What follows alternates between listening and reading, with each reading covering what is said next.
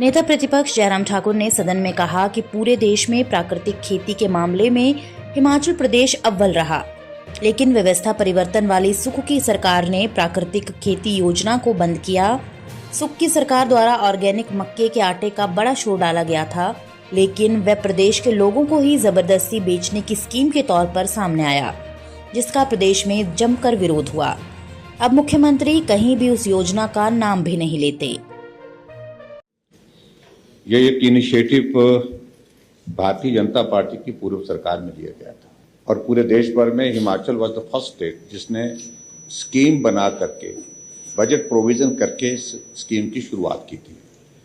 और उसकी वजह यह थी कि जो केमिकल का यूज जो है, फर्टिलाइजर का यूज जो जिस प्रकार से बढ़ता जा रहा है, उसके कारण बहुत सारी बीमारियां हो रही हैं।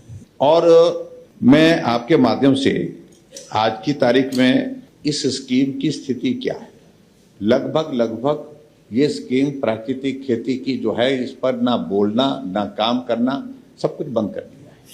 ऑलमोस्ट ये सिचुएशन है। मुख्यमंत्री जी ने कहा कि हम मक्की का आटा बेचने का इन्होंने फैसला किया। इस स्कीम के अंतर्गत भी क्या वो प्राकृतिक ब्रांड का कुछ जिक्र किया कि, और उसमें कहा कि हम मक्की का आटा, और जो उसमें मैं देख रहा हूं कि बहुत कम उसमें उसकी खपत हुई है। जो आपने जवाब दिया, यहाँ पर खपत भी कम हुई है, आय भी बहुत कम हुई है। लेकिन चलो फिर भी आपकी मंशा थी। लेकिन आपको मालूम है कि मक्की का आटा अगर एक हफ्ते के बाद उसकी रोटी बनानी हो, आपने तो बनाई नहीं होगी घर में, भाभी जी को मालूम होगा, वो बनती नहीं। और जो वो आटा वहां से लिया जा रहा है, वो जो आटा उपलब्ध कराया जा रहा है, उससे घर में रोटी बनानी कठिन हो जाती है, क्योंकि वो 2 महीने 3 महीने से जो पिसा हुआ है।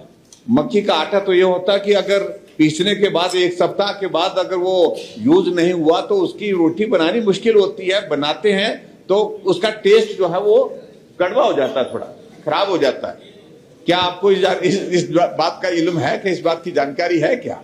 अगर नहीं है तो भाभी जी से पता कर लें। अध्यक्ष महोदय, मैं आपके माध्यम से मैं पूछना चाह रहा हूं कि इस सारे, अच्छा बता दिया, मैं जानना चाहता हूं कि बजट स्थिति क्या है, बजट की स्थिति क्या है अभी फाइनेंशियल ईयर में प्राकृतिक खेती के लिए आपका बजट का प्रावधान कितना है और अभी तक आपने उसमें से कितना पैसा खर्च किया? नए इनिशिएटिव का जिक्र करें, मैं ये जानना चाहता हूं।